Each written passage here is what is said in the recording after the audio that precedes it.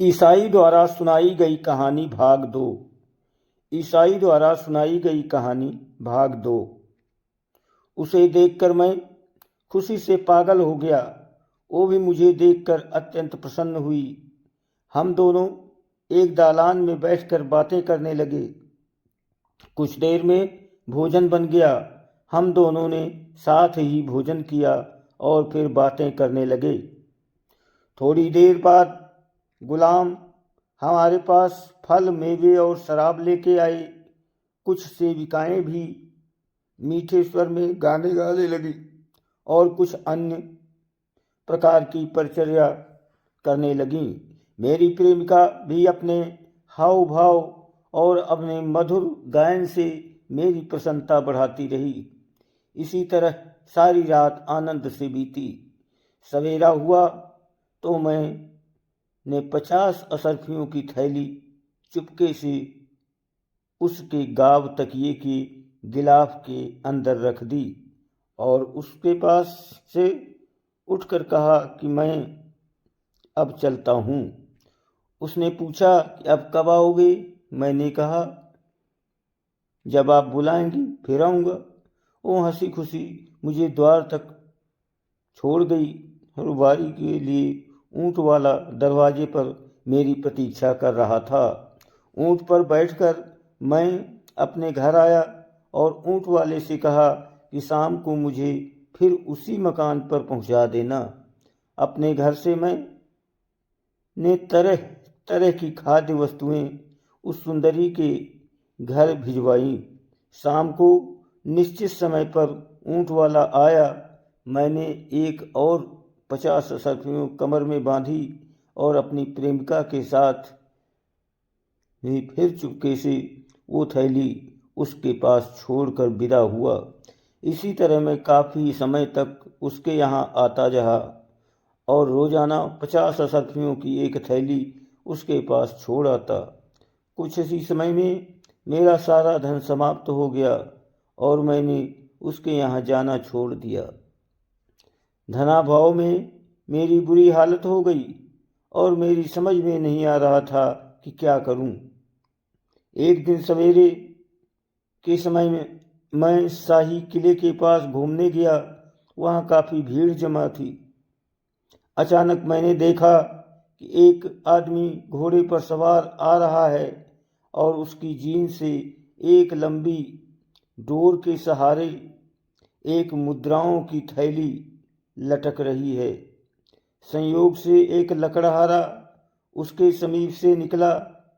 उसने लकड़ियों की खरोंच से बचने के लिए घोड़े का रुख एकाएक फेरा। इससे वो थैली मेरे बिल्कुल पास आ गई।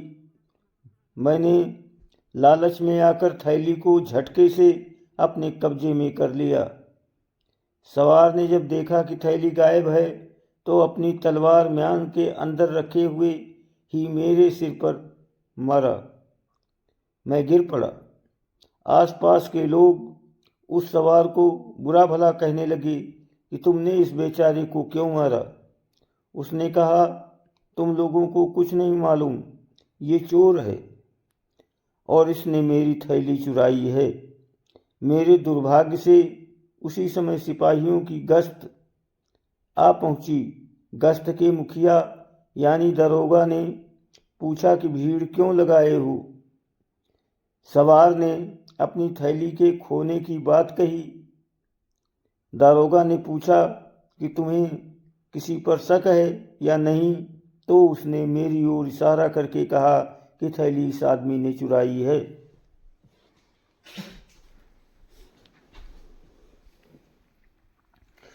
दारोगा ने पूछा तो मैंने इनकार किया। फिर भी सवार ने जोर देकर कहा कि चोर यही है। अब दारोगा ने सिपाहियों को आदेश दिया कि मेरी तलाशी ली जाए। मेरी तलाशी ली गई तो थैली मेरे पास से निकली। दारोगा ने सवार से कहा कि अगर ये थैली तुम्हारी है तो कुछ पहचान बताओ जिससे सिद्ध हो सके कि थैली तुम्हारी है। उसने एक विशेष प्रकार के सिक्कों का नाम लेकर कहा कि इस थैली में इस प्रकार के 20 सिक्के हैं। थैली को खोलकर देखा गया तो उसमें वास्तव में उसी प्रकार के 20 सिक्के निकले। दारोगा ने थैली सवार को दे दी और मुझे पकड़कर काजी के सामने पेश कर दिया। काजी ने आदेश दिया, इसका दाहिना हाथ काट दो, क्योंकि चोरी की यही सज़ा है। चुनाचे मेरा हाथ काट दिया गया। फिर काजी ने कहा कि ये तो चोरी का दंड हुआ, इसने झूठ भी बोला, तो इसलिए झूठ के दंड स्वरूप इसका एक पाँव भी काटा जाए। अब मैंने उस सवार के, जो गवाह के तौर पर वहाँ खड़ा था, पाँव पकड़े और अनुनय विनय की कि मुझे काफ़ी सज़ा मिल चुकी है, अब इस नई सज़ा से मुझे बचाओ। उसे मुझ पर दया आई और उसने काजी से कहा कि मैं अपना अभियोग वापस लेता हूँ, इसे झूठ बोलने का दंड न दें। अतएव काजी ने पाँव काटने का आदेश वापस ले लिया। सवार वास्तव में भला आदमी था। उसने वो थैली मुझे दे दी और कहा, तुम्हारे व्यवहार और सूरत शक्ल से ये नहीं मालूम होता कि तुम पेशेवर चोर हो। तुम पर जरूर कोई ऐसी विपत्ति पड़ी है होगी कि तुमने ऐसा काम किया। ये कहकर वो अपनी राह चला गया।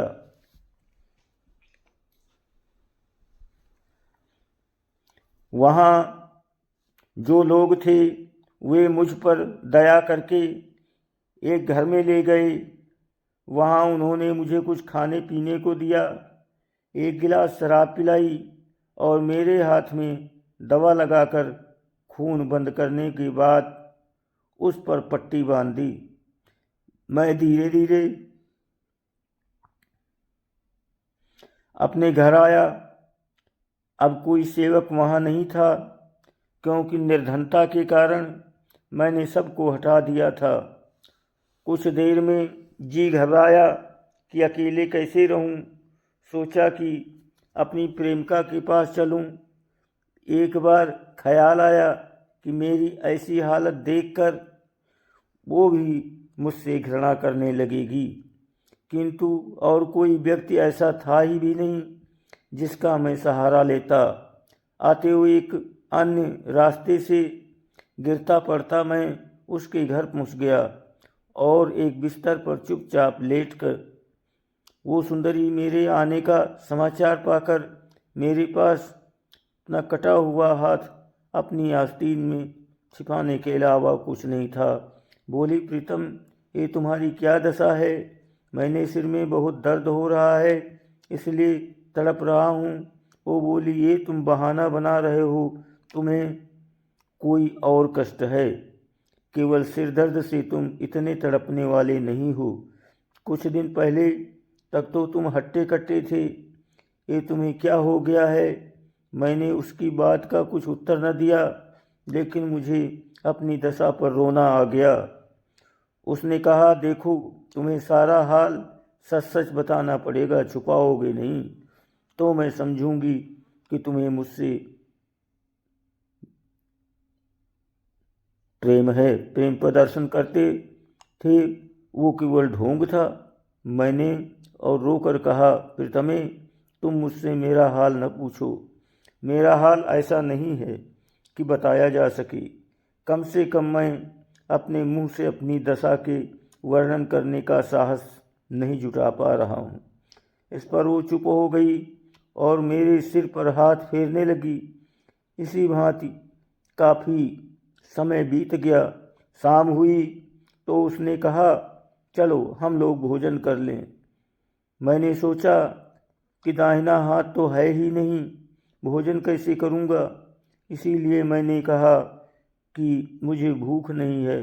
उसने कहा, बड़े खेद की बात है कि तुम इतने पीड़ित और दुखित हो कि भोजन भी नहीं करते और फिर भी मुझसे अपना हाल छुपा रहे हो। अच्छा, ये शराब पियो। मैंने शराब का प्याला बाएं हाथ से पकड़ा और आंसू बहाते हुए शराब पीने लगा। मेरी प्रेमिका ने पूछा, तुम क्यों ठंडी सांसें ले रहे हो और क्यों तुम्हारी आंखों में आंसू हैं? मैंने कहा कि मेरे हाथ में सूजन हो रही है, उसमें बहुत दर्द है। उसने कहा कि मैं देखूं क्या हो गया है तुम्हारे हाथ में। इस पर मैंने कुछ न कहा और प्याले की सारी मदिरा एक ही बार में पी गया। प्याले में शराब बहुत थी। पीड़ा और थकान के अलावा शराब के तेज नशे ने जो असर किया तो मैं लगभग बेहोश सा होकर सो गया। उस सुंदरी ने मुझे सोता जानकर मेरी पीड़ा का भेद जानना चाहा और आस्तीन उलटकर देखा तो मेरा दाहिना हाथ कटा हुआ पाया। उसे बहुत ताज्जुब और दुख हुआ। मैं जागा तो उसे बहुत उदास और दुखी देखा। उसने मुझसे ये नहीं कहा कि मैं तुम्हारा हाथ देख चुकी हूँ। शायद वो सोच रही थी कि मैं इस बात से बुरा मानूंगा, लेकिन उसने अपने सेवकों से कहा कि तुरंत मुर्ग की गाढ़ी यखनी तैयार करो। उन्होंने थोड़ी ही देर में यखनी बना दी। उसे पीकर मेरे शरीर में शक्ति आई और मैं वहाँ से चलने के लिए उठ खड़ा हुआ। मेरी प्रेमिका ने मेरा दामन पकड़ लिया। वह कहने लगी, मैं तुम्हें इस दशा में जाने न दूंगी। तुम मुझसे अपने दुर्भाग्य और दुख का कारण नहीं बताते, फिर भी मैं जानती हूँ कि तुम्हारी ये दशा मेरे ही कारण हुई है। मुझे इससे जो पश्चाताप हो रहा है उसे तुम नहीं समझ सकते। मैं इस सदमे को झेल नहीं सकूंगी और मेरा अंत निकट ही समझो। अब तुम वही करो जो करने को मैं तुमसे कहूँ। ये कहकर उसने अपने सेवकों से कहा कि मोहल्ले के पुलिस दरोगा और कुछ माननीय निवासियों को बुलाओ। उनके आने पर उस स्त्री ने मेरे नाम अपनी सारी संपत्ति लिख दी और कागज़ पर उनकी गवाही ले ली।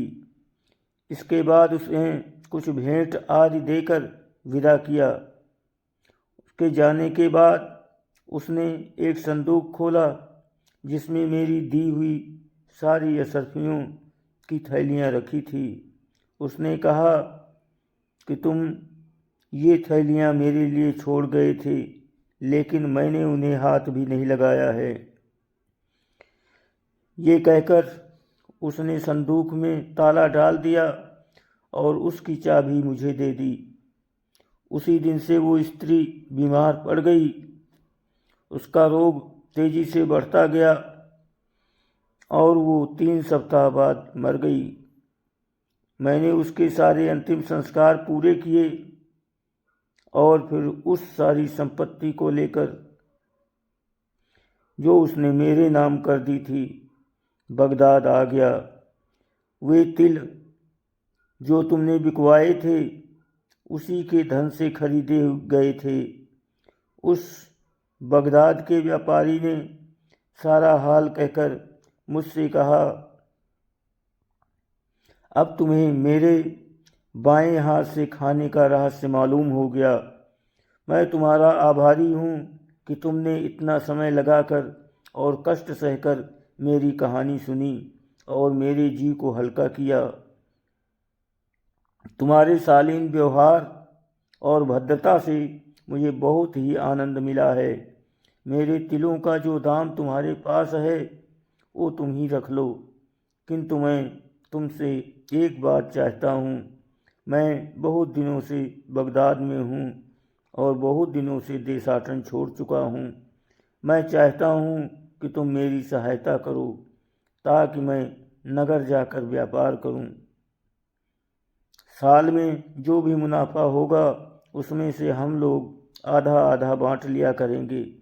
मैंने कहा, आपकी कृपा की तो कोई सीमा ही नहीं है, मालूम ही नहीं होती। आपने तिलों का सारा मूल्य मुझे दे डाला और अब अपने विशाल व्यापार में मुझे साझीदार बना रहे हैं।